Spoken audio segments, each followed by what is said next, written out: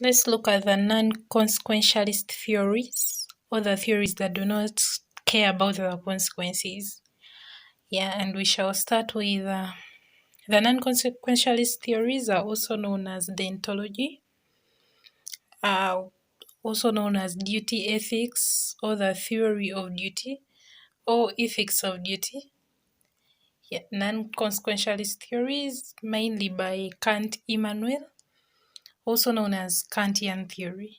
So the non-consequentialist ethical theories are under two dimensions and the extension of traditionally applied theories.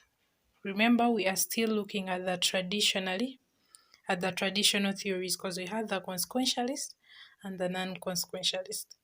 In our previous videos, we managed to look at the consequentialist theories. And the non-consequentialist theories are mainly two: the ethics of duty, or the Kantian theory, and the ethics of rights and justice. And its main contributor is the German philosopher Immanuel Kant of 1724 to 1804. Thought that morality and the decision about right and wrong action was not dependent on a particular situation. So they do not consider the consequences of the action. Immanuel Kant argued that the highest good was the goodwill, and morally right actions are those carried out with a sense of duty. He argued that the things that we do out of duty are the things that are considered moral. For example, if you're sent to school to study, your duty is to study. So if you study, you're moral. If you don't, you're immoral. And in African societies, it's set out like this: like, men's duty, it is to provide for the family, and then a woman's duty, it is to take care of the family. So if a man does not provide for his family, it is considered immoral. And if a woman does not take care of her home or her family, she's being immoral. And if she takes care of the family, she takes good care of her home, she's being moral. So the things that are carried out with a sense of duty are the things that are considered moral, according to Immanuel Kant. Thus, it is the intention behind an action rather than the consequences that make the action good.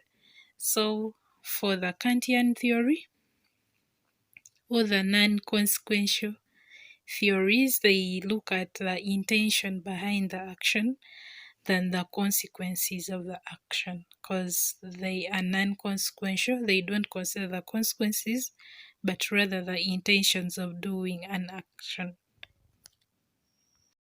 So the Kantian theory still stresses that humans are rational actors who decide these principles for themselves. Hence, humans could therefore also be regarded as independent moral actors who make their own rational decisions regarding right or wrong. Like, we always decide what is right or wrong for ourselves.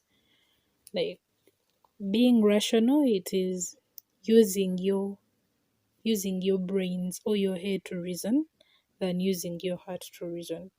So they believe that humans are rational actors who make their own personal decisions regarding what is right or wrong. Immanuel Kant subsequently developed a theoretical framework through which these principles could be derived, and he called it the categorical imperative.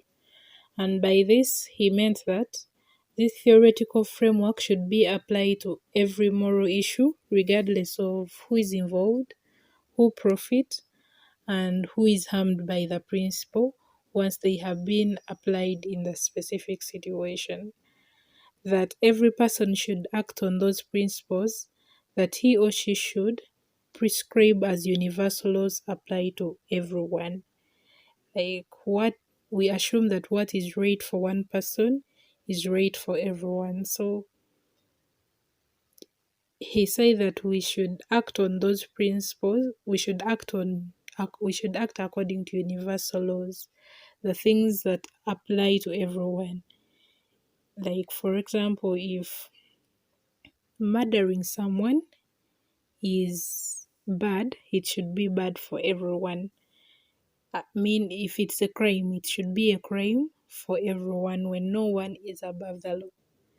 Yeah, that's what we call the universal laws, not when it's a crime when someone commits it, and it's not a crime when some other person does the same thing.